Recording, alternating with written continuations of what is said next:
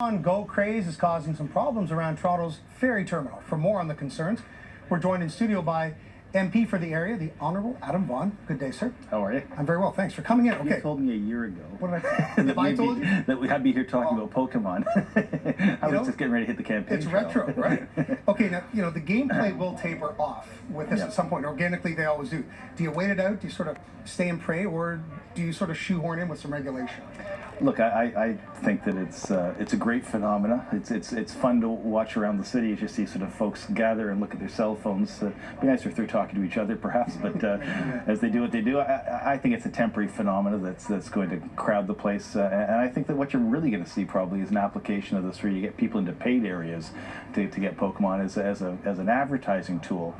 It's got some really interesting possibilities, but I don't think we need to worry about this. I think that Pokemon players, by and large, are pretty polite folks, and they know that on a crowded day at the ferry terminal to step out of the side. If they start helping families get on board and do that sort of stuff, it'll be a great community event. Well, there's a risk-reward calculus here too, right? Because there's the safety concern. We've heard some people around the world getting injured and playing this thing either behind the wheel, on a bike, just walking around.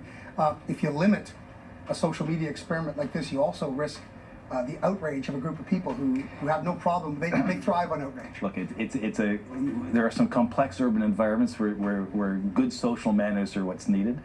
For people going down to get the ferry, if the Pokemon folks could just sort of step aside and make sure they clear a path.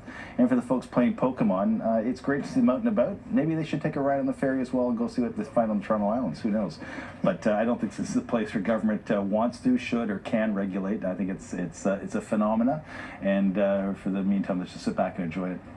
But I've talked to some people who live down in that area, and it's in their backyard, and they're a little ticked. It's gotten in the way, and they find it quite frustrating. The waterfront is... What should they do? Well, the waterfront is a complex place with a lot of competing interests. Every time someone runs a foot race in the city or wants to stage a cultural event, and it's gone through a couple of years of construction, it's a busy place in the summertime. The fact that there are more Torontonians experiencing the waterfront, it just shows you what a great waterfront city we have, and why it's so important to make sure we sustain the balance of cultural activities, residential, commercial, all those sorts of stuff. I can tell you right now, the businesses down there who went through a couple of years of tough times with the construction of Queen's Quay could use the Pokemon folk down there to shop a little, pick up some food, maybe rent a bicycle, and just make sure that the businesses there do a little bit better, because that will help us build the strong community we know and love down the waterfront, and maybe Pokemon will give them back what they lost over 2 years of tough construction season. Adam Vaughan, thanks for joining us. Much No